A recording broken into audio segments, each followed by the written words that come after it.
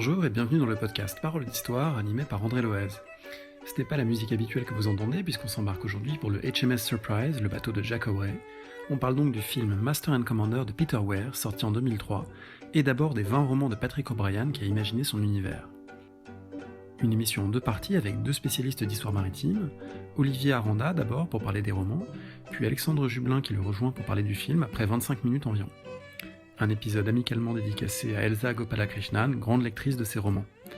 Retrouvez-nous sur paroledhistoire.fr et sur les réseaux sociaux pour toutes les informations sur le podcast. Merci et très bonne écoute.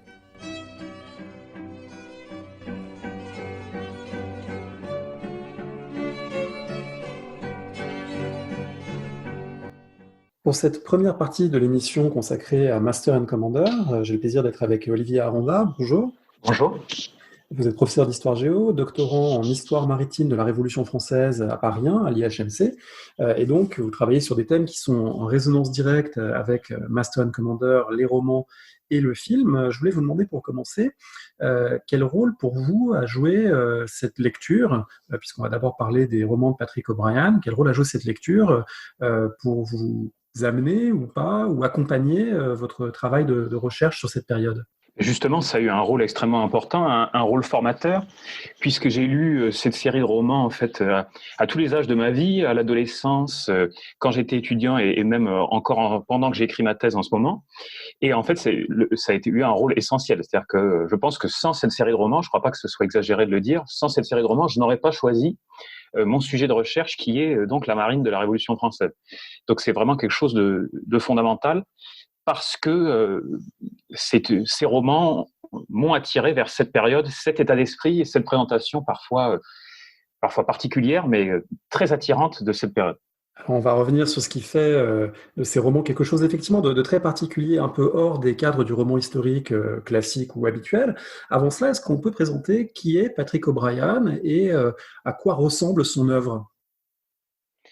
Alors Patrick O'Brian, c'est un romancier qui a connu un succès tardif, justement avec cette série des aventures de Jack Aubrey et de Stephen Mathurin. Alors en fait, il y a une chose très importante qu'il faut dire tout de suite, c'est que il porte un nom on ne peut plus stéréotypé irlandais, Patrick O'Brian, alors qu'en fait c'est un nom de scène, hein, c'est un nom qu'il s'est choisi puisque son vrai nom c'est David Ross et c'est quelqu'un qui est anglais.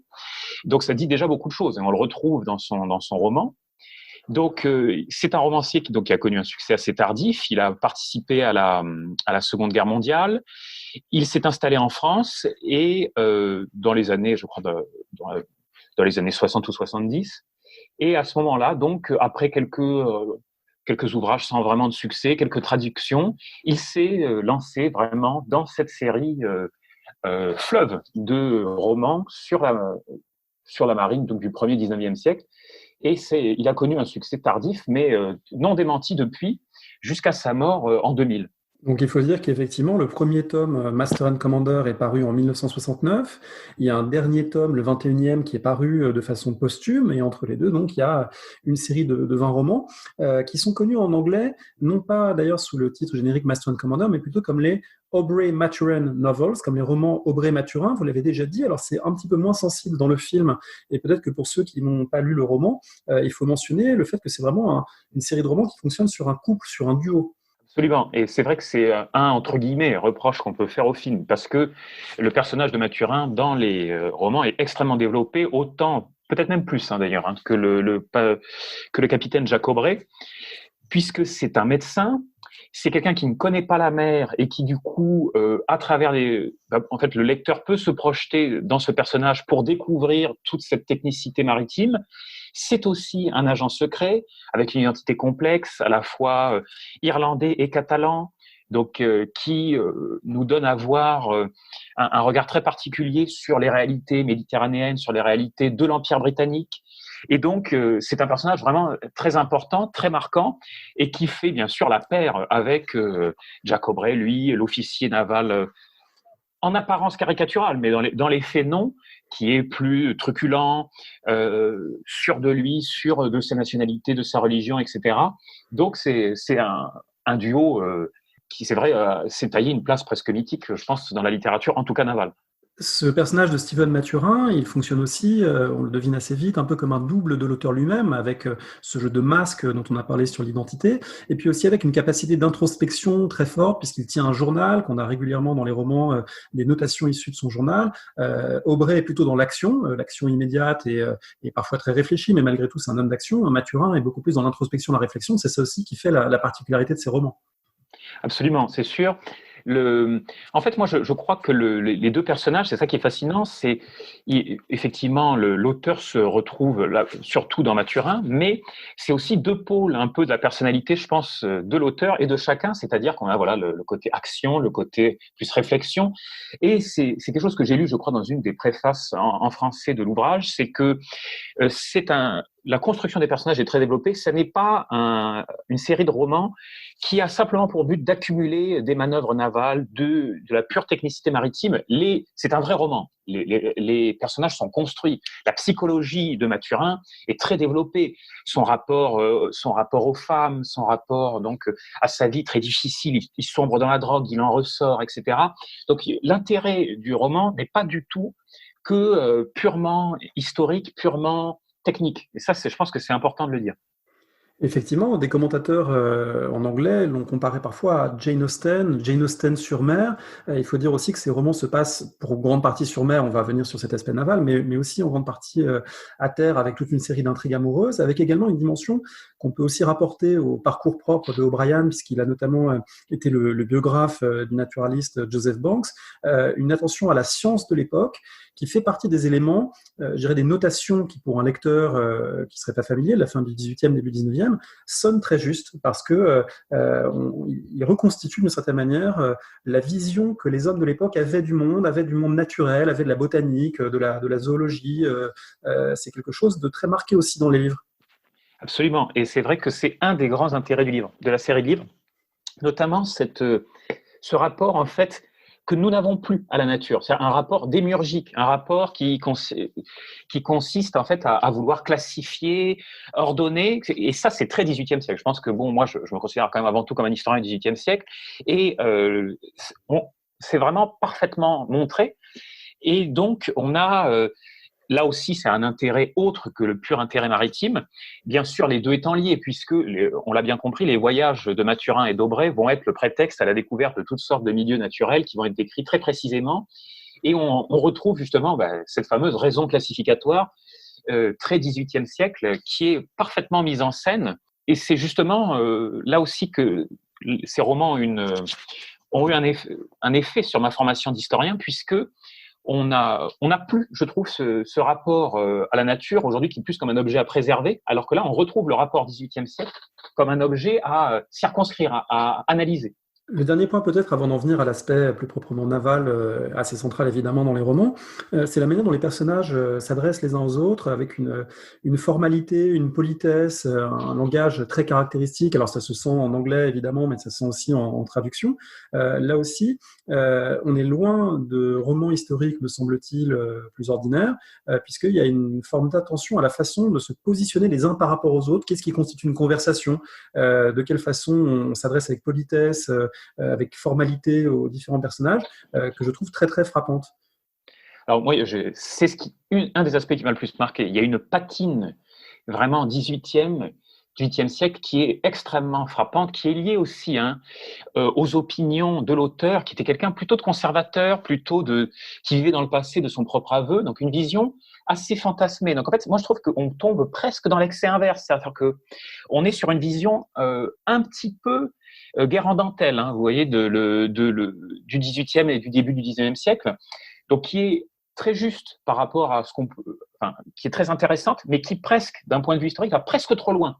C'est-à-dire que voilà, le duel omniprésent, comment s'appelle, dans le carré des navires où effectivement on est confinés, c'est le cas de le dire, les uns avec les autres entre officiers, chaque parole doit être pesée pour ne pas créer d'offense, créer de prétexte pour un duel. Alors tout ça est très juste. Il faut faire circuler le vin, mais pas trop au début, exactement. Et pas de manière excessive pour doser le rapport aux invités. Et il faut à la fois ne pas écraser un capitaine plus modeste qu'on invite à son bord par une opulence de la table, mais en même temps il faut honorer suffisamment quelqu'un d'un rang supérieur en ne lui présentant pas un plat qui serait insuffisant. Donc tout ce formalisme de relations sociales est rendu de manière effectivement très, très, très forte. Et ça, c'est sûr que ça nous permet justement de faire le lien aussi avec cette vie maritime, parce que c'est parfaitement bien montré la sociabilité maritime du XVIIIe siècle, en tout cas, qu'on ne soupçonne pas forcément. C'est-à-dire qu'il y a une vie sociale du navire. On se reçoit. Mais attention, il y a des règles. C'est-à-dire le capitaine doit être invité à la table du carré certains dimanches. Alors lui-même invite. On ne se mélange pas entre officiers mariniers, autres officiers, ou alors seulement à des occasions particulières, etc. Donc ça, c'est parfaitement bien montré. Peut-être, encore une fois, un peu à l'excès, c'est-à-dire qu'on a cette idée un peu fantasmée d'une belle période, notamment pour la guerre, mais ça, on va en reparler. Voilà, à l'époque, on se respectait entre prisonniers, toute violence est euphémisée, finalement. On a l'impression que parfois, certains combats, on a envie que ça se termine et qu'on se retrouve tous autour d'un verre de vin dans la cabine du capitaine Aubray. Bon, c'est plus compliqué. Hein. La guerre navale est une guerre aussi d'une extrême violence. Hein, donc. Alors sur ce point d'ailleurs, on en parlera avec Alexandre Dublin. Le film va plus loin que les livres Oui, dans la présentation de la violence. On sera amené à en reparler. Pour rester sur cette idée de quelque chose de fantasmé, il me semble qu'il y a aussi évidemment une passion de la mer qui transparaît de manière très forte de ces pages. Là aussi peut-être avec une vision un peu romantisée ou excessive, mais ce sont vraiment des romans maritimes. Pas tellement dans les descriptions des paysages, des horizons ou de la vitesse à bord. C'est pas tellement ça qui intéresse O'Brien, me semble-t-il. Mais en revanche, être sur un navire et décrire tout ce qui se passe sur un navire, ça, c'est vraiment quelque chose qui me passionne. Effectivement, c'est-à-dire que ce sont des romans qui transmettent une passion de la mer, c'est certain. Et moi, je dirais même peut-être plus encore des marins. Et c'est ça qui est vraiment intéressant, c'est que je crois que, par exemple, les premiers volumes, tout le propos, c'est non pas d'essentialiser, mais de souligner la spécificité des marins. C'est-à-dire que c'est un groupe social séparé du reste, ce qui est vrai, hein, qui a son propre langage, son propre code, ses propres valeurs. Et on comprend bien que dans l'esprit de Patrick O'Brian, des valeurs, il faut supérieures en fait au monde maritime, c'est-à-dire des valeurs de franchise, des valeurs de simplicité, des valeurs de camaraderie, qui font que il y a un fil rouge de toute la série qui est quand même très frappant, je pense, pour beaucoup de lecteurs, c'est l'idée que, en fait, dans tous ces voyages Mathurin et Aubray veulent rentrer à terre, mais en fait, ils sont très contents très vite de repartir en mer parce que la mer, c'est un monde plus simple, plus ordonné, où les rapports sont plus francs. Donc là aussi, effectivement, un aspect un peu fantasmé, hein, parce qu'on ne le dira jamais assez. La vie en mer au XVIIIe siècle, c'est quelque chose d'atroce, hein, au niveau de la santé, au niveau de la promiscuité, au niveau de l'ordre social. Mais là aussi, on peut le relier justement à cette idée un peu de fantasme.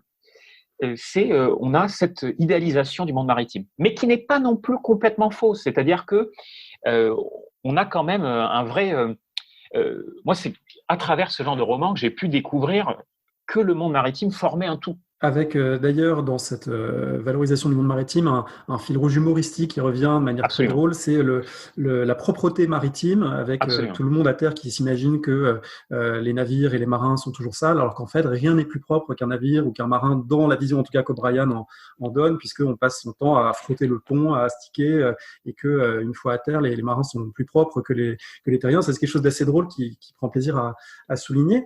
Ça va de pair, toute cette évocation de la vie en mer, avec une grande technicité pour le coup de la description des manœuvres, de la description des mouvements des navires et des configurations notamment de poursuites entre navires. C'est quelque chose qui est très prenant quand on lit des scènes de poursuite et de combat naval. Là, on est quand même plongé dans vraiment quelque chose de romanesque et de très très puissant. Absolument. Et moi, pour tout vous dire, même encore maintenant, je comprends pas tout. Hein. La première fois que j'ai lu les romans, c'est-à-dire maintenant il y a très longtemps, je pense que je ne comprenais pas un mot sur trois de tous les termes techniques employés, alors même que pourtant j'ai lu en français, j'ai toujours lu en français. Et néanmoins, ça ne m'a jamais empêché de prendre plaisir à cette lecture. Pourquoi ? Parce que on se laisse bercer en fait par cette langue maritime. C'est-à-dire que, alors ça c'est peut-être simplement moi, hein, mais je trouve que Patrick O'Brian nous emmène vraiment dans un autre monde et on se laisse bercer par ces manœuvres que parfois on comprend pas forcément, même si ensuite c'est l'occasion de relire en comprenant. Mais donc vraiment cette évocation de la vie maritime n'est jamais fatigante. Jamais trop technique au point de perdre le lecteur, d'autant plus que souvent on nous prête, comme je crois que je l'ai déjà dit, le point de vue de Mathurin qui lui découvre la mer. Donc c'est impressionnant de virtuosité dans la représentation. Et tous les marins avec qui j'ai pu en parler m'ont dit qu'ils n'avaient aucun reproche à faire au livre, au contraire même, qu'ils étaient bluffés. Et quand on est un pur terrien comme moi et qu'on lit, on a le sentiment de comprendre, notamment parce que certains termes sont très techniques, mais que les paramètres généraux sont expliqués de manière claire, et notamment la force du vent, le poids des navires, le fait de s'alléger, par exemple, pour gagner en vitesse. Et donc, il y a plusieurs passages et plusieurs romans dans lesquels une proie poursuivie par un navire plus rapide va jeter à la mer le poids en excès et ce genre de choses. Donc, en fait, on s'y repère malgré tout avec un effet de réel qui est tout à fait saisissant. Pour élargir un petit peu, ces scènes de combat naval, elles prennent place dans un contexte géopolitique qui est très particulier, dont O'Brien lui-même a parlé parce qu'il a été obligé de le faire évoluer. En fait, au départ, il a écrit un premier livre, puis une suite, et il s'est rendu compte plus tard que s'il voulait continuer à écrire des histoires, il ne pouvait pas suivre une chronologie tout à fait stricte, parce que sinon il serait arrivé très vite en 1815 ou même en 1820. Et donc, il a été amené un peu à dilater cette chronologie, mais le point de départ, ce sont quand même les guerres de la Révolution et de l'Empire. Absolument. Donc, la chronologie, c'est donc 1801-1815 pour toute la série, donc qui est un choix très intéressant parce qu'effectivement, ça l'a obligé à dilater exactement la chronologie, rajouter plusieurs années 1812 en fait. Par exemple, la guerre entre les États-Unis et l'Angleterre, le Royaume-Uni, pardon, prend une place très importante dans les romans, alors qu'en fait, c'est quand même une période assez restreinte. Donc, plusieurs années 1812, plusieurs années 1813, mais par contre, on n'entend pas parler de la décennie 1790. Alors, c'est très intéressant parce que O'Brien nous fait commencer cette histoire. Alors là, c'est mon opinion, je n'affirme pas. En fait, à un moment où l'essentiel est déjà joué, c'est-à-dire que on a juste la toute fin, avant la paix d'Amiens, des guerres de la Révolution, puis on embraye sur les guerres de l'Empire, à un moment où en fait où le conflit naval, l'intensité du combat naval commence en fait à redescendre. Et O'Brien nous présente en fait un conflit quasiment symétrique avec des Français très forts, qui présentent une opposition très sérieuse à la Royal Navy, alors qu'en fait c'est plus vraiment le cas. Et donc ce choix est très intéressant. Oui, il commence en fait après Trafalgar, il commence après les campagnes navales qui ont entouré l'expédition d'Égypte, et du coup, d'une certaine manière, les choses sont déjà jouées. D'ailleurs, on le sent à plusieurs reprises dans les romans, puisque en fait, lorsqu'on affronte des Français, c'est principalement sous la forme du blocus, qui est un peu ennuyeux, il faut bien le dire, puisqu'on est dans des navires britanniques qui font l'aller-retour devant Brest ou devant Bordeaux, et devant Toulon, et il ne se passe pas grand-chose en réalité. Et du coup, paradoxalement, ça l'oblige, le fait d'avoir mis en scène de cette façon-là le conflit franco-britannique, ça l'oblige à inventer d'autres histoires avec d'autres protagonistes. Et là, pour le coup, c'est très très intéressant parce que ça fait découvrir des enjeux absolument insoupçonnés en Méditerranée, en mer du Nord, dans l'océan Indien. Donc, ça conduit en fait à élargir les horizons plutôt que de rester sur le strict affrontement Napoléon contre la Navy. Absolument. Alors en fait, il y a plusieurs choses. Alors, on commence avant Trafalgar quand même. On commence après Aboukir en 1798. Ensuite, le roman commence en 1801. La bataille de Trafalgar en 1805 n'est pas montrée.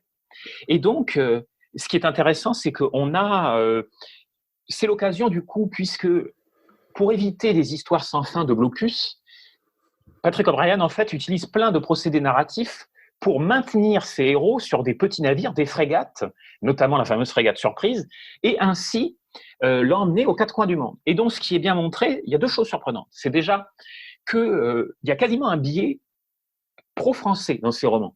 Ce qui, du coup, est très important parce que moi, ayant lu en premier ces romans-là, ça me fait tomber des mains les autres séries romanesques de la mer anglo-saxonne. Par exemple, les romans de Forester, j'ai beaucoup de mal parce qu'on a une vision très caricaturale des Français comme toujours battus, toujours vaincus, alors que c'est presque l'inverse chez O'Brien.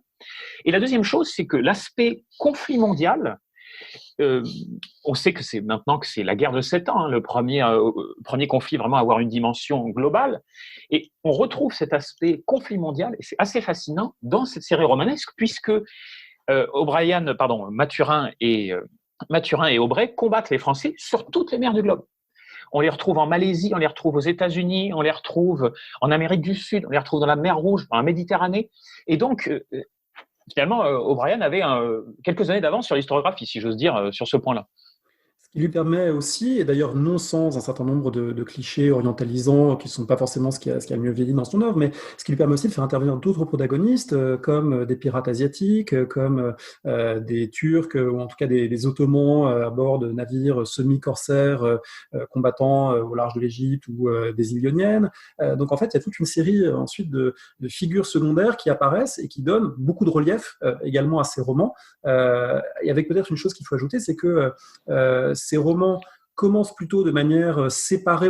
Il y a une trame narrative qui les unit, mais c'est quand même plutôt au départ des opérations séparées, notamment un épisode à l'île Maurice, séparé un petit peu du reste. Et puis progressivement, la trame s'unifie, ça devient une sorte d'immense voyage autour des tomes 10 à 15 à peu près, une sorte d'immense voyage dans les mers du Sud et les mers lointaines, qui là vraiment donne de l'ampleur à toute la saga. Absolument, oui. En fait, les moments de circumnavigation permettent donc de lancer des récits sur 4 ou 5 tomes qui sont, je pense, parmi les plus spectaculaires, parce que justement, on découvre toutes les mers du globe, les mers du Sud, avec plusieurs épisodes en Polynésie, en Malaisie, etc. Avec l'Australie aussi qui est montrée. Exactement, en Australie qui est évoquée. Que colonie pénitentiaire d'une violence terrible. C'est une des rares évocations dans ce type d'ouvrage de cet endroit. Absolument. Et du coup, ça permet d'ailleurs, c'est ce qu'il faut que j'en parle quand même, ça permet aussi d'introduire les Irlandais, en particulier cet épisode de l'Australie, puisque il faut bien dire que un des points forts aussi de cette série de romans, c'est surtout pour un lectorat français, c'est de replacer l'Empire britannique dans son impérialité, justement. C'est-à-dire qu'on croise à bord des navires des Irlandais, des Écossais, des Anglais, bien sûr, mais aussi des Indiens, des Américains pressés de force, etc. Et donc, on retrouve un peu cette géopolitique et on retrouve ces tensions avec, bien sûr, l'oppression des Irlandais catholiques, toute la question de l'émancipation catholique. Donc, ça va quand même assez loin. Et ça fait écho, là aussi, bien sûr, à la vie de Patrick O'Brian, qui, lui, s'est littéralement inventé une identité irlandaise. Mais pour le lecteur français, qui n'est pas forcément très au fait de ces distinctions, c'est quand même quelque chose un effet de réel, là aussi, qui est très fort. Le dernier point peut-être, et ça nous permettra de faire la transition avec la suite de la conversation qui portera sur le film, c'est la place accordée aux États-Unis dans l'œuvre. Dès les tomes 5, 6, 7, la guerre contre les États-Unis est mise en scène, avec un tome que je trouve très très réussi qui s'appelle la fortune de guerre, qui se passe en grande partie à Boston, qui est en fait un thriller d'espionnage plus qu'un roman naval, qui est tout à fait saisissant.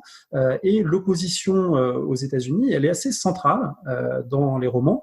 Et évidemment, dans le film, produit en partie à Hollywood par un réalisateur australien, mais malgré tout, c'est à Hollywood qu'il a tourné, avec en tout cas le système hollywoodien. Je crois que le film a été tourné en partie au Mexique. Quoi qu'il en soit, cette dimension de confrontation avec les États-Unis, elle est très largement euphémisée. Qu'est-ce qu'on peut dire de la place des États-Unis dans les romans ? Alors en fait, c'est très intéressant. Elle est centrale, cette place, parce que en fait est mise en scène la toute jeune US Navy, qui ne comporte que des frégates à cette période-là, dans le cadre de son conflit avec le Royaume-Uni. Et effectivement, sont mises en valeur toutes les victoires des frégates américaines qui nous paraissent un peu lointaines à nous Français, mais qui sont très connues aux États-Unis, puisque c'est quand même un petit peu encore une démonstration de la destinée manifeste des États-Unis. Et on a donc cet épisode qui est très important et qui, là aussi, est une très belle illustration de l'histoire américaine. C'est-à-dire qu'on a des familles qui sont restées loyalistes, mais qui sont quand même américaines, donc qui ne peuvent pas communiquer facilement avec les prisonniers anglais, etc. Donc, un rappel de l'histoire américaine, présence des indigènes, présence donc de la question de l'esclavage. Tout ça se mélange à la perfection et effectivement, c'est un tome où quasiment on n'est pas en mer et pour autant on ne s'ennuie pas un seul instant. C'est là qu'on voit que c'est quand même des romans maritimes, mais d'un type particulier. Donc, effectivement, et d'ailleurs, ce sont des États-Unis qui sont montrés très proches de la France, avec des connexions entre les services secrets français et américains, donc en opposition complète effectivement avec le film. Ça, c'est quand même très intéressant, donc on aura l'occasion sans doute de revenir là-dessus. Pour terminer, est-ce que vous avez dans cette série de livres une préférence ou une intrigue favorite? C'est d'une grande richesse. Moi, je conseillerais de débuter avec le premier, bien sûr, si on veut le savourer, mais est-ce qu'il y en a un qui ressort davantage pour vous? Mais pour moi, ce sont les premiers, honnêtement, parce que justement, il y a ce côté découverte de ce monde qui apparaît sous nos yeux. Moi, en plus, je l'ai lu en étant adolescent, donc c'était des choses que je maîtrisais pas du tout. Le simple fait que, donc, ça commence en Méditerranée, donc c'est quand même un choix un peu surprenant de faire commencer donc avec ces officiers navals totalement dépaysés. Quelque part en Méditerranée occidentale. Je crois que c'est à Donc Minorque, à Minorque et exactement. Port-Mahon. Exactement, ça commence à Port-Mahon, donc c'est quand même un choix. Quand on connaît pas bien, c'est quelque chose de très surprenant. Alors, ces Anglais perdus, alors avec toujours cet humour extraordinaire de Patrick O'Brien, Jack Aubrey qui commande dans un restaurant en espagnol, il est tout fier d'avoir fait un effort, mais en fait, il ne sait pas qu'on parle catalan. Enfin, tout ça est quand même, moi, ça me fait vraiment sourire, même plus que sourire. Donc, on a la découverte de ce monde et l'initiation aussi de Mathurin / lecteur à la mer, puisqu'il découvre ce monde étonnant, il faut se laver, où on est réveillé en permanence, on est tout le temps, mais aussi cette solidarité, il fait ses premières armes, parce que comme il est médecin, il réussit ses premières opérations, donc immédiatement il est déifié, on le croit capable quasiment de ramener les morts à la vie, donc je pense qu'il faut commencer par le début, je pense que c'est le mieux. Très bien, avec notamment une scène exceptionnelle de fuite à travers les Pyrénées déguisé en ours que je recommande à tout le monde. C'est un morceau de bravoure, à mon avis, de cette série de romans. On se retrouve dans un instant pour parler donc de l'adaptation au cinéma et de la manière dont le combat naval, la mer, les rapports géopolitiques sont représentés. Safe and sound at home again. Let the waters roar, Jack. Long we tossed on the rolling main. Now we're safe ashore, Jack. Don't forget your old shipmates. Voilà, Don't Forget Your Old Shipmates, n'oubliez pas votre vieux compagnon de bord, la chanson entonnée dans le film de Peter Weir, Master and Commander, pour accueillir donc Alexandre Jublin. Bonjour. Bonjour André. Vous êtes docteur en histoire maritime, histoire moderne, chercheur associé à la FED 4124, histoire et archéologie maritime. Vous êtes l'auteur d'une thèse sur les pratiques de l'abordage dans l'Atlantique au début de l'époque moderne. Et puis, les auditeurs auditrices du podcast vous connaissent aussi, puisqu'on a déjà discuté ensemble. Vous êtes l'animateur du podcast de l'IRSEM, Le Collimateur, qu'on peut écouter et qu'on recommande, puisque vous faites également un tour d'horizon des films, en particulier ayant trait aux questions de guerre et de défense durant cette période de confinement. Vous êtes donc un connaisseur, évidemment, de l'histoire maritime, de la guerre sur mer. Alors, ma première question serait pour vous demander, avant de passer ensuite la parole à Olivier et de continuer notre conversation, pour vous demander quel est votre sentiment global à la vision de ce film, Master and Commander? D'abord, je vais juste préciser que c'est pas exactement la période, c'est beaucoup plus la période d'Olivier, mais effectivement, il y a des points communs, il y a des remarques quand même qu'on peut faire sur le côté notamment nautique et naval du film. D'abord, il faut préciser que c'est un très bon film. C'est un très bon film qui marche très bien, notamment parce qu'il joue sur un certain nombre de ressorts, qui sont le combat, qui sont la poursuite, qui sont la claustration à l'intérieur d'un navire, qui sont des ressorts dramatiques qui sont extrêmement efficaces. C'est pour ça qu'il y a des bons films de marins et des bons films de mer. C'est un film qui a aussi un vrai souci de ressemblance, mais ce que je trouve vraiment intéressant, et en le revoyant hier soir pour ce podcast, je me suis dit qu'il y avait un souci très très dissymétrique en fait de reconstitution. Il y a un souci qui est très réel et très précis pour tout ce qui touche à l'intérieur du navire, je pense qu'on en reparlera, mais pour tout ce qui touche à l'organisation, pour tout ce qui touche aux dynamiques de groupe, aux dynamiques humaines. Et il y a un souci un peu moins prégnant, ou en tout cas c'est un peu moins abouti, sur tout ce qui touche l'extérieur du navire, c'est-à-dire tout ce qui touche la navigation, tout ce qui touche l'interaction avec les éléments. Ça se tient bien, hein, c'est pas non plus Pirates des Caraïbes, mais comme beaucoup de films, comme surtout de films et de séries, disons, c'est un film qui quand même fait assez largement l'économie des éléments, et des éléments qui sont complètement premiers dans tout ce qui touche à la navigation, qui sont le vent, l'état du vent et la mer, qu'on voit au fond assez peu apparaître dans leur dimension extrêmement première, que pourtant ils ont dans tout ce qui touche à la navigation. À vous écouter, ça voudrait donc dire que Pirates des Caraïbes ne serait pas une description réaliste des Antilles et des Caraïbes à l'époque moderne. Bon, c'est une opinion qui n'engage que vous, hein, mais c'est la partie où les zombies sont arrivés que j'ai pas vu dans les sources tellement moi-même. Pour revenir à Master and Commander, donc ce film effectivement dépeint la vie à bord du navire du capitaine Aubrey avec son équipage et pour une mission qui va être longue et compliquée avec beaucoup d'imprévus. C'est aussi un film de Peter Weir, et c'est là aussi où ça rejoint ce dont on parlait avec Olivier sur les romans de Patrick O'Brian, parce qu'il y a une dimension nautique, mais il y a d'autres choses aussi, et notamment il y a des petits clins d'œil ou des choses qui font penser à un précédent film de Peter Weir, Le Cercle des poètes disparus, à travers notamment le personnage de Mathurin, ce médecin, naturaliste, botaniste, qui éveille la curiosité du très jeune midshipman, apprenti officier du bord. Il y a aussi des scènes qu'on n'attendrait pas forcément dans un film de ce genre, dans un film de guerre navale, des scènes d'introspection, des scènes de musique, des scènes de botanique, encore une fois. Ça participe aussi au charme du film. Est-ce que c'est le cas pour vous, Olivier ? Moi, tout à fait, bien sûr. Et là aussi, ça fait écho au roman. Donc, il y a toutes ces scènes botanisantes, ces scènes qui sont très justes avec des enfants, en fait, qui sont les aspirants, ces scènes d'école où on leur apprend à faire le point. Et c'est un des avantages de ce film. Moi, j'aime beaucoup ce film. En fait, il a réussi à insister sur les points forts du média cinématographique par rapport au livre. C'est-à-dire que des choses qui sont présentes dans le livre, mais que l'image réussit à faire ressortir mieux. Par exemple, justement, ces aspirants, c'est les aspirants, on a beau savoir dans le livre qu'ils ont 12 ans, 13 ans, 14 ans, quand on le voit, un enfant effectivement être amputé, bon, c'est sûr que ça prend tout de suite une autre dimension.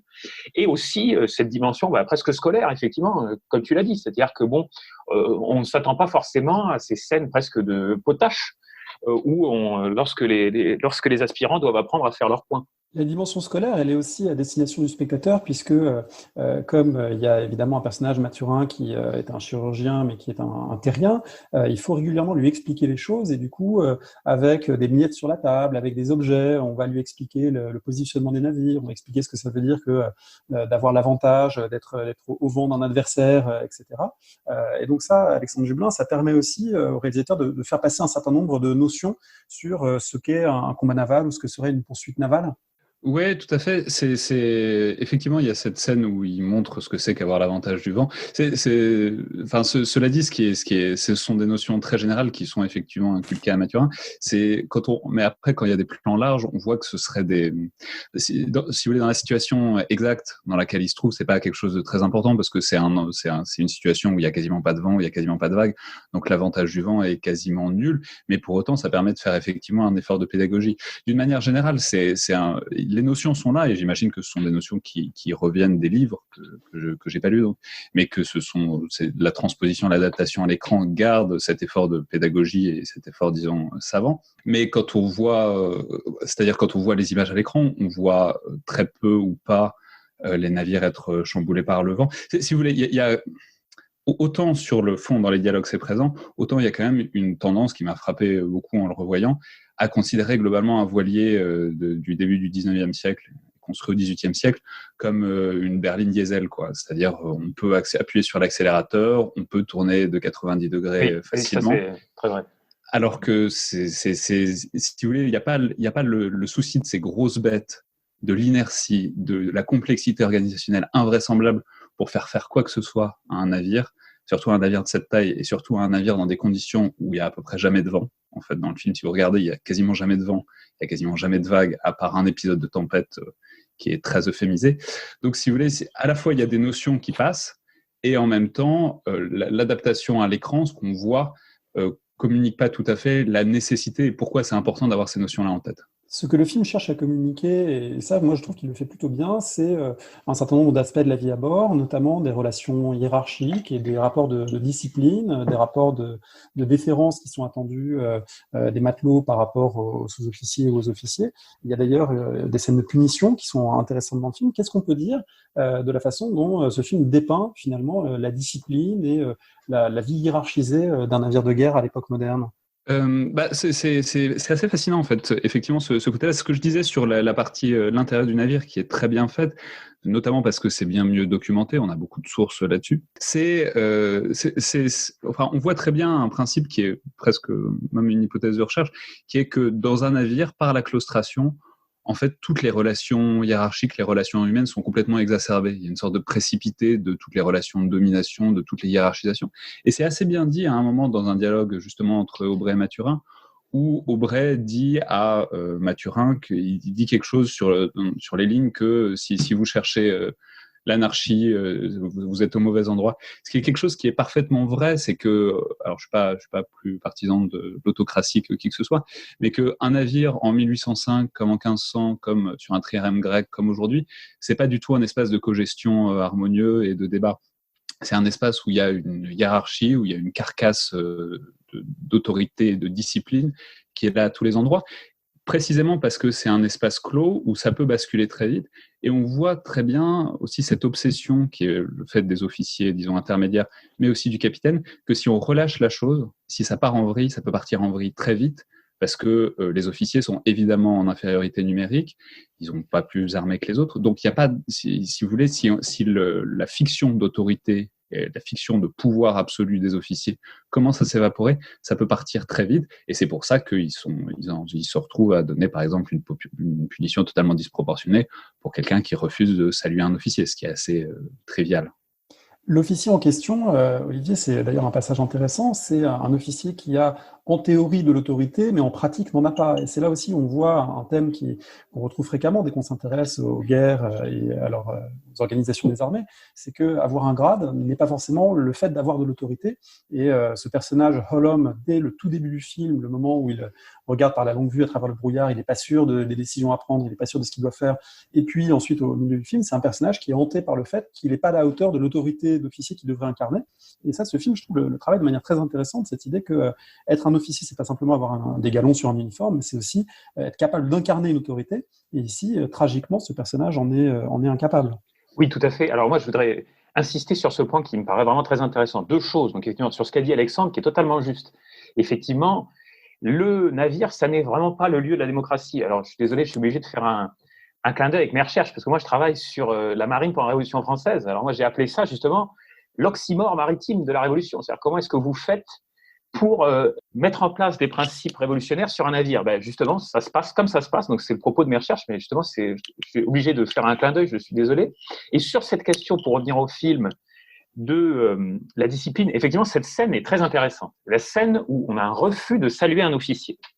Donc, le propos du film se veut réaliste, c'est-à-dire on montre toute la brutalité de la discipline. Sauf qu'en fait, cette présentation est encore un euphémisme. Parce que qu'est-ce qu'on voit? Dans le livre, oui, c'est un refus de saluer. Dans le film, on a un refus de saluer qui est assorti à un contact physique, c'est-à-dire que le matelot bouscule l'officier.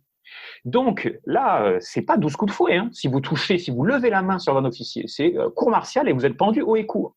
Donc c'est très intéressant de voir que le film se veut réaliste, mais même en essayant de l'être, il reste en deçà de la réalité de la violence de la discipline qui existe sur un navire de guerre. C'est comme en sport, on touche pas l'arbitre. Faut pas toucher. Exactement. Expulsion sévère, sinon, ce dont Dennis Rodman a fait les frais, comme le savent ceux qui regardent en ce moment l'excellent documentaire de Last Dance, mais c'est une petite parenthèse. Pour revenir à la vie à bord, quelque chose qui, me semble-t-il, n'est pas euphémisé, c'est... on va parler ensuite de la violence des abordages, de la violence des combats, mais d'abord la dimension médicale, avec des scènes d'amputation, des scènes de médecine d'urgence. Alors je me demandais si la manière dont c'était représenté dans le film correspondait à ce qu'on sait de la médecine d'urgence, entre guillemets, médecine de guerre telle qu'elle pouvait être pratiquée à bord de ces navires.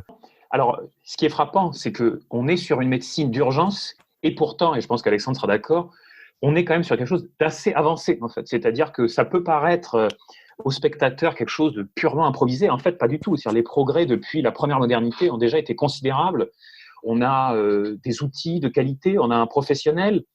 En fait, sur un navire qui n'a pas un docteur, comme c'est dit, mais simplement un chirurgien, ou qui n'est pas aussi bien approvisionné, comme par exemple, notamment dans la marine française, en fait, on est sur une note de boucher, comme il dit justement, bien supérieure. C'est-à-dire que là, même si ces scènes sont réalistes, je suis d'accord, on a cette rigueur de la médecine d'urgence, mais pourtant, on est quand même déjà sur un vrai progrès entre le début du XVIIIe siècle et cette scène du début du XIXe siècle qui nous est montrée. Le film met en scène également des moments de camaraderie, des moments de partage, notamment ces belles scènes musicales qui font écho évidemment à ce qui est dit dans le roman des deux personnages.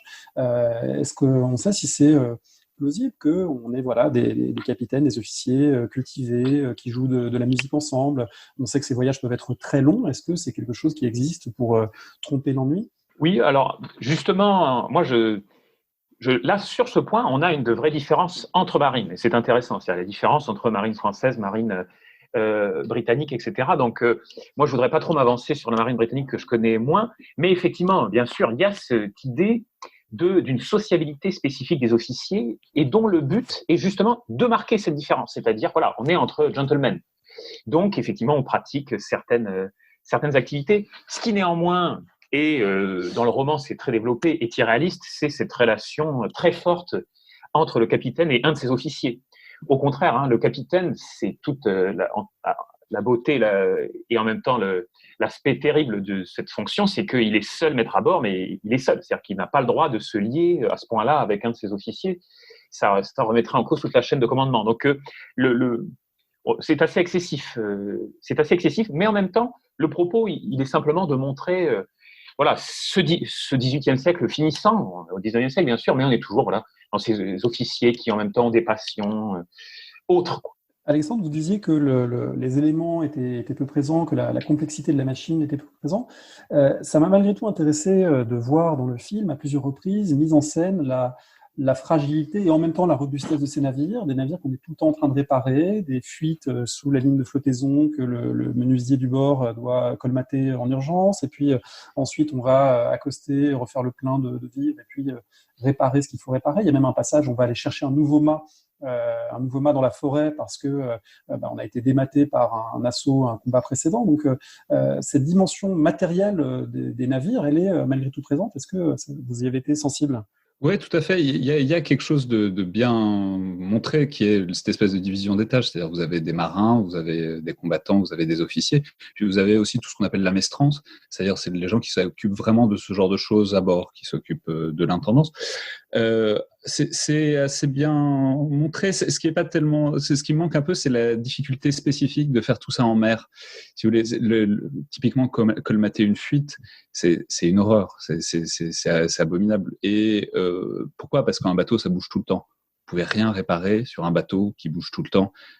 C'est très difficile d'avoir des gestes précis et efficaces. Et c'est une des choses qui me manque dans ce navire, dans ce film, c'est l'impression de mouvement et l'impression de roulis. Typiquement, quand vous les voyez en train de réparer la fuite, ils essayent de transmettre un peu cette idée-là. Mais si vous faites attention, vous remarquez que pour transmettre le roulis, qu'est-ce qu'ils font ? Au lieu de faire bouger le décor, ce qui aurait été compliqué à faire, j'imagine, en fait, ils font bouger la caméra à droite à gauche. Ce qui fait que ça fait des mouvements très différents, ça donne un peu le mal de mer, mais on ne se rend pas compte de ce que c'est que la complexité de gérer en temps réel un navire qui vit, qui bouge avec les vagues, qui prend de la tension, où toutes les fuites s'aggravent en permanence. C'est un univers différent, d'être capable, et c'est des compétences totalement différentes, d'être capable de gérer un organisme vivant comme un navire et de le soigner en temps réel pendant qu'il navigue, c'est-à-dire pendant qu'il y a de la tension à peu près sur toutes les parties du vaisseau. C'est évidemment un film de guerre qui se situe durant les guerres napoléoniennes et le réalisateur et les scénaristes et producteurs ont choisi de faire une nette différence par rapport au roman. C'est relativement connu, on n'est pas obligé de le développer longtemps, mais dans les romans, on en a un petit peu parlé, c'est la marine américaine qui est l'adversaire de Aubrey et du HMS Surprise. Et ici, c'est un navire français, l'Achéron, qui devient la cible presque insaisissable, presque un motif comme ça de vaisseau fantôme qui apparaît, qui disparaît, qu'on n'arrive pas à attraper. Ce changement, évidemment, il est à mettre en lien avec un contexte géopolitique, avec les critiques adressées à la France, aux États-Unis, après au moment disons, des réactions à l'intervention en Irak, même si le film a été réalisé au cours de l'année 2003, donc c'est peut-être pas un effet direct de ça, mais ça s'inscrit quand même dans une volonté de ne pas froisser un public américain en mettant en scène un navire américain poursuivi par la marine britannique. C'est dommage, on aurait perdu un magnifique accent français juste avant la scène de l'abordage. Ça. Ah oui, un accent franchouillard plus que français. The Achéron. The frégate Achéron. Alors cette frégate Achéron, elle est présentée comme technologiquement supérieure, ayant des lignes plus fines, étant capable d'aller plus vite. Le film, à plusieurs reprises, fait des petites allusions comme ça à l'idée finalement d'une modernité technique qui va croissant en ce début de 19e siècle. Oui, parce qu'en fait, la frégate Achéron est censée être construite aux États-Unis, et donc c'est une allusion aux toutes jeunes frégates de de la US Navy qui sont effectivement d'une construction supérieure. C'est-à-dire que une d'entre elles est conservée encore. Je crois que c'est la Constitution qu'on surnomme Old Ironsides, c'est-à-dire au flanc d'acier, parce que justement, elle était d'une très grande solidité, surtout les plus grandes, effectivement, parce que c'est une frégate qui porte du 18 livres. Des canons qui tirent des boulets de 18 livres, c'est-à-dire quasiment 9 kilos.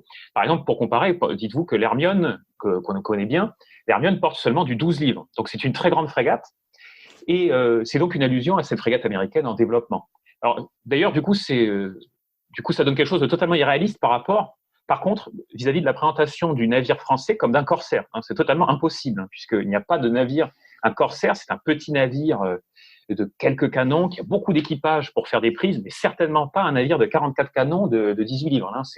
Aucun corsaire ne peut atteindre cette taille-là. Donc là, on a aussi une liberté qui est prise avec l'histoire, mais qui est très intéressante vis-à-vis de la marine française, c'est-à-dire que lorsqu'on pense aux Français, c'est toujours des corsaires. Pensez à Jean Bart, par exemple. On l'imagine toujours comme corsaire, pas du tout, en fait. C'est avant tout un officier de la marine royale.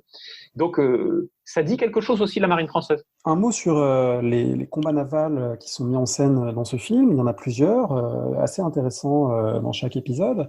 Notamment, une des choses que j'ai trouvé intéressante, c'est l'inventivité de Jack Aubrey pour déguiser son navire. Alors, cette façon comme ça, tel un caméléon, de se métamorphoser, de faire passer un radeau pour un navire avec des lumières la nuit, de se déguiser en navire baleinier pour approcher de manière un peu comme ça, cacher son adversaire. Est-ce que ça renvoie à des pratiques de la guerre navale bien établies, ces stratagèmes ?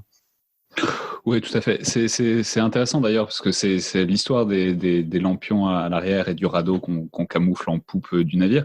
C'est quelque chose. C'est une histoire qu'on raconte hyper souvent en fait. C'est à tel point qu'on se demande comment quelqu'un peut encore se laisser avoir par ça, parce que c'est une histoire qu'on raconte sur Surcouf à la même époque.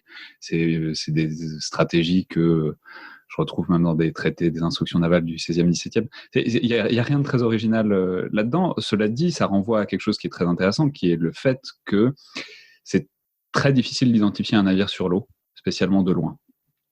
Alors on peut toujours se fier au pavillon, mais même ça c'est compliqué puisqu'on voit bien qu'on peut contrefaire tout ça, même si c'est une grosse infraction aux lois de la mer.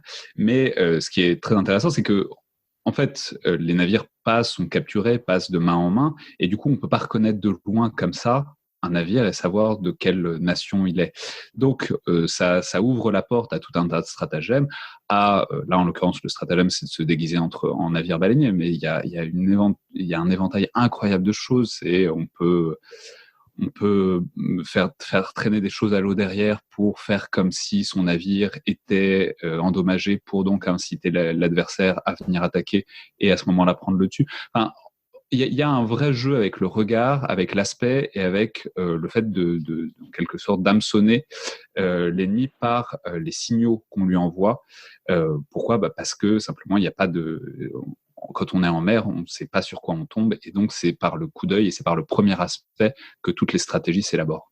Les scènes de guerre reposent principalement sur deux manières de s'affronter, qui sont le tir avec les canons, les bordées de canons, et puis ensuite l'abordage final qui occupe une grande place dans le dernier tiers du film. D'abord sur ces combats à distance, notamment du tout premier épisode, du navire qui sort de la brume comme ça et qui lâche une bordée avant de s'évanouir. Qu'est-ce qu'on peut dire de la façon dont les duels d'artillerie en mer sont représentés et des effets que ça a sur les navires ? On va peut-être se répartir les rôles entre. Je me permettrai certainement pas de parler d'abordage alors qu'Alexandre est là. Donc, sur l'artillerie, oui. Alors cette scène d'introduction, effectivement, c'est ce qu'a dit Alexandre. Elle est intéressante parce que même si c'est un peu romanesque, il est bien suggéré l'idée de cette confusion. C'est-à-dire, j'ai vu, j'ai pas vu. Est-ce que c'est un navire marchand, un navire de guerre ? Est-ce que c'est... Voilà, tout est un peu confus. Je rappelle quand même que la surprise dans le roman, HMS Surprise, est de construction française. Donc effectivement, on se demande quand même comment ce navire français a pu identifier aussi facilement et prendre pour cible, avant même que les couleurs soient hissées, la frégate Surprise. Mais alors sur le feu lui-même, sur le feu de l'artillerie, on est sur un feu d'une efficacité terrible, c'est-à-dire et irréaliste même, puisque en une bordée ou en 2-3 bordées, on a le gréement largement endommagé, on a un tir qui réussit à détruire le gouvernail en partie, donc ce qui normalement signe la fin d'un combat. Hein. C'est-à-dire que si vous pouvez plus manœuvrer, c'est terrible ensuite. Hein. Vous n'avez plus qu'à vous positionner d'une manière qui empêche l'adversaire de vous rendre votre feu. Et moi, ça me fait sourire quand même parce que on a, à longueur de source, sur cette période, on reproche aux Français de tirer trop haut, de ne pas chercher à tirer dans le bois, c'est-à-dire à tirer dans le bois pour que les éclats ensuite tuent tout simplement l'équipage. Alors là, moi, ce que je peux dire, c'est que ce reproche n'est pas avéré, parce qu'on a un feu d'une très grande qualité qui est même irréaliste. Mais juste, on va préciser, il faut toujours rappeler que les canons, ça marche mal. Ça marche très mal, c'est très très imprécis, on peut en tirer beaucoup, mais ça met longtemps à être chargé. Et puis aussi, juste sur le côté irréaliste de cette première scène, juste, il y a un truc à remarquer, c'est qu'ils sont ces deux voiliers dans un environnement où il n'y a pas de vent, et donc il pourrait pas y avoir de combat. C'est aussi vrai d'ailleurs de l'abordage à la fin, mais ce sont deux navires qu'on dirait non manœuvrants. Pourquoi ? Parce qu'il n'y a pas de vent, il n'y a pas de vagues, ils peuvent pas bouger, ils n'ont pas de moteur. Et pourtant, ils arrivent quand même à se mettre en position en quelques minutes et à se donner des coups de bordée. Ça, c'est la partie qui est vraiment totalement irréaliste. Et c'est la solution de facilité qu'on voit à peu près dans tous les films de guerre sur mer, qui est souvent évitée dans ce film, mais pas toujours. Il y a un moment où, en fait, on sort de la temporalité réelle de ce que serait une action en mer et on entre dans une temporalité fantasmée qui est, il faut avancer, il faut des navires dans ces conditions-là, ils mettraient 1 heure, 1 heure et demie peut-être à se mettre en place comme ça. Là, en 5 minutes, ils sont face à face et ils se canonnent à volonté. Ça, c'est la partie, disons, un peu simplifiée, un peu romantisée du combat sur mer. Oui, totalement. Juste une toute petite chose là-dessus, c'est effectivement, en plus, la canonnade, souvent, tue la brise. Hein. Donc, quand on est dans le petit temps comme cela, très peu de vent, normalement, les navires n'auraient, à partir du moment où on commence à tirer, auraient dû s'arrêter. Et ce qu'a dit Alexandre, même plus tôt, était très juste. Hein, sur la manœuvre, par exemple, durant la deuxième poursuite de la surprise par l'Achéron, on voit un moment, donc dans la nuit, ça y est, Jack Aubrey décide de reprendre un cap de poursuite. On voit donc l'ordre est donné et de changer de cap et on voit la roue qui tourne. Et voilà, ça y est, le navire change de cap. Mais c'est bien sûr là, non, c'est pas possible. C'est-à-dire que pour le principe en mer, c'est que lorsque la roue n'agit pas seule, ça c'est sur un navire à moteur, il faut régler les voiles en permanence, bien sûr. Peut-être pour terminer, on peut évoquer l'une des scènes finales, qui est cette longue scène d'abordage, où là on retrouve à la fois des éléments évidemment de la guerre sur mer, on retrouve aussi, me semble-t-il, et moi c'est pas ce qui m'a le plus intéressé dans le film, un peu les codes du cinéma hollywoodien de l'époque, du début des années 2000, c'est-à-dire du combat rapproché. On est à peu près au moment où il y a Le Seigneur des Anneaux, où il y a Gladiator. On a en fait ce type de combat à l'arme blanche avec un montage très très découpé et puis force râle et membres tranchés ou sang qui coule. Donc c'est quelque chose qui me paraît pas très très original dans sa manière de représenter la violence. En revanche, du point de vue de ce que ça dit d'un abordage d'un navire par un autre, Alexandre Jublin, vous qui avez évidemment travaillé sur cette question, qu'est-ce que ça vous inspire ? Ce que ça m'inspire, c'est que, alors d'abord, il y a un détail qui est extrêmement intéressant et qui est extrêmement soigné là-dessus et qu'on voit très rarement, c'est la fumée. On voit, c'est quelque chose qu'on oublie toujours, mais que les armes à feu font énormément de fumée, qui est une fumée assez dense et qui se disperse assez difficilement. Et on voit très bien les ponts qui sont nimbés de fumée et cette espèce de combat dans le brouillard où on ne reconnaît pas ami d'ennemi. Ça, c'est très bien fait. Sur l'abordage en lui-même, d'abord, première chose, c'est ce qu'on disait déjà tout à l'heure. Ce serait difficile d'avoir un abordage. C'est une mer d'huile. Il n'y a pas de vent. Les navires ne devraient pas avancer. Et pourtant, ils réussissent quand même, on ne sait par quel miracle, à se mettre bord à bord. Et la conséquence aussi, c'est que c'est ce que cet abordage aussi un peu d'irréaliste, c'est qu'un abordage, normalement, en fait, les deux navires bougent. Ils sont ballottés par les vagues. Et c'est toute la difficulté, donc, de passer d'un pont à un autre avec des gens qui veulent éviter que vous montiez sur leur pont. Et avec en plus les deux navires qui bougent et donc le danger de tomber à l'eau ou de se faire tuer à tout moment. C'est un danger qui donc est quasiment absent là, encore plus avec cette espèce de ruse un peu bizarre. Bon, on dévoile un peu le cœur de la ruse, mais l'idée, c'est que le navire français, ils font tous semblant d'être morts, ils laissent monter les Anglais sur leur navire et ils essayent de les surprendre comme ça.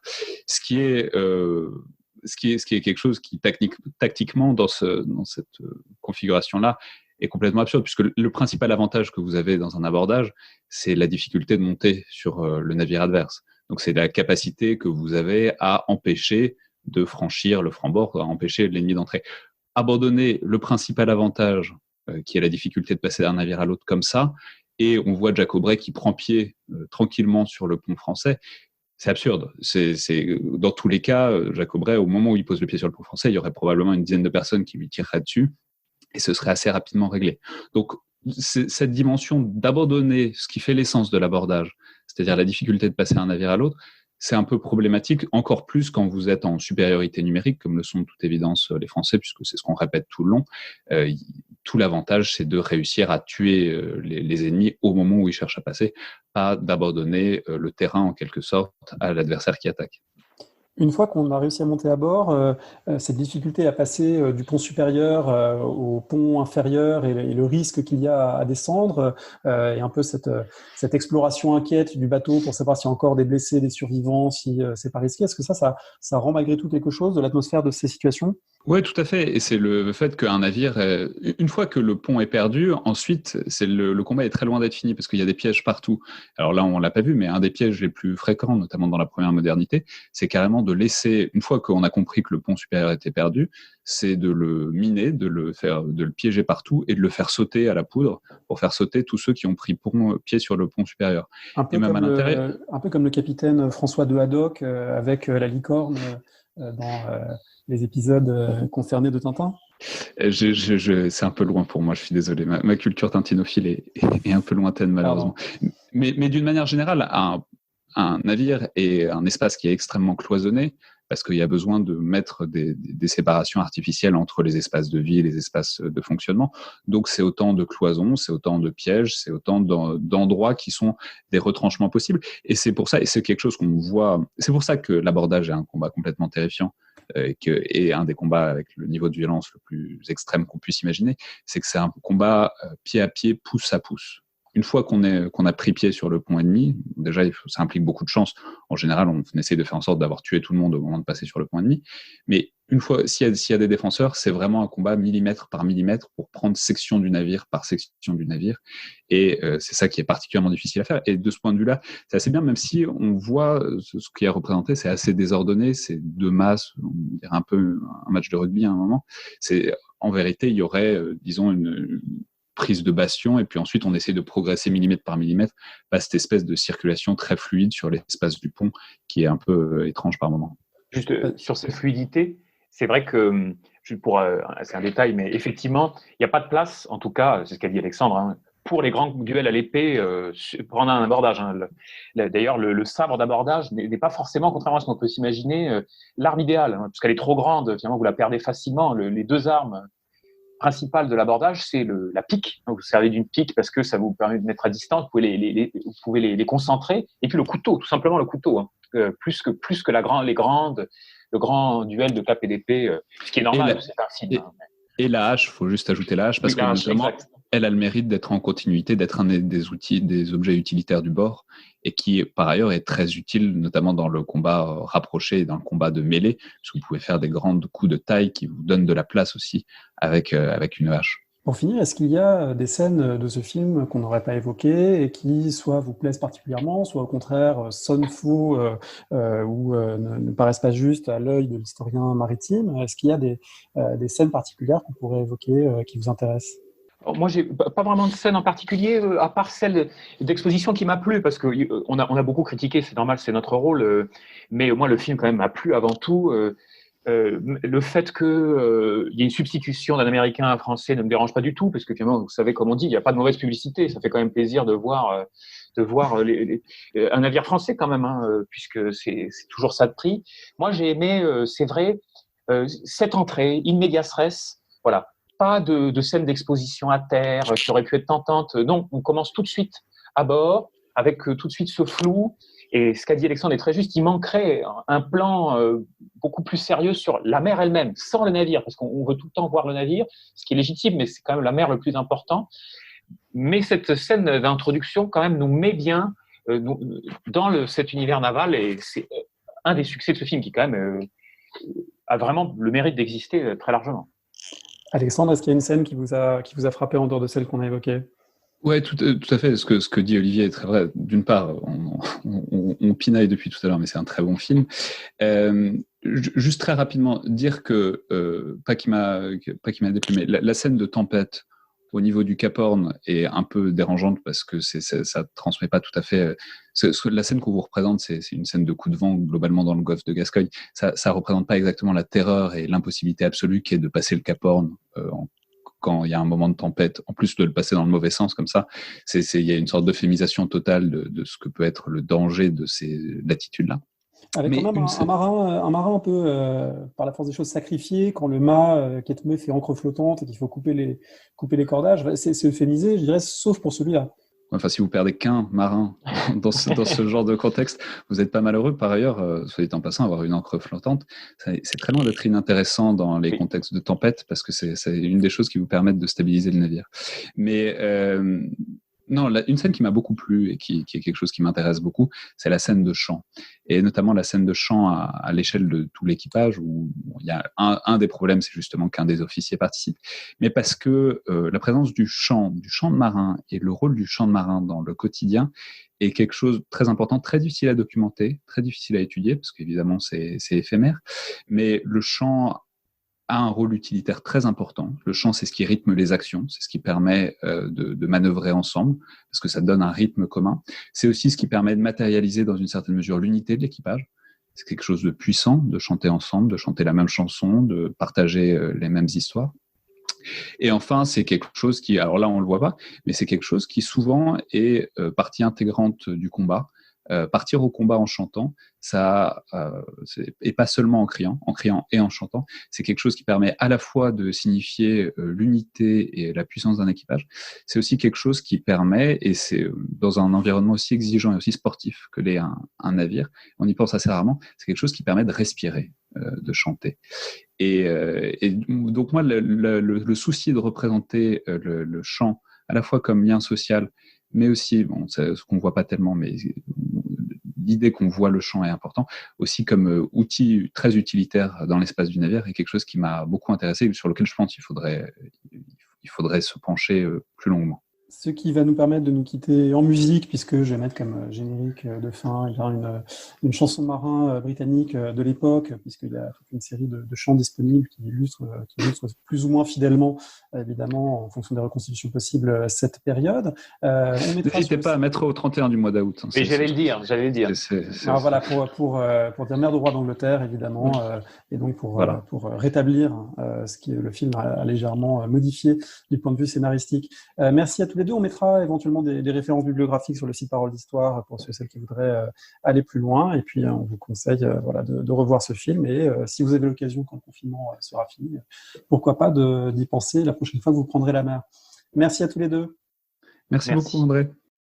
Le 31 du mois d'août, le 31 du mois d'août, on vit venir sous le vent à nous. On vit venir sous le vent à nous une frégate d'Angleterre qui fendait la mer et les flots, c'était pour aller à Bordeaux. Buvons un coup, buvons en deux, à la santé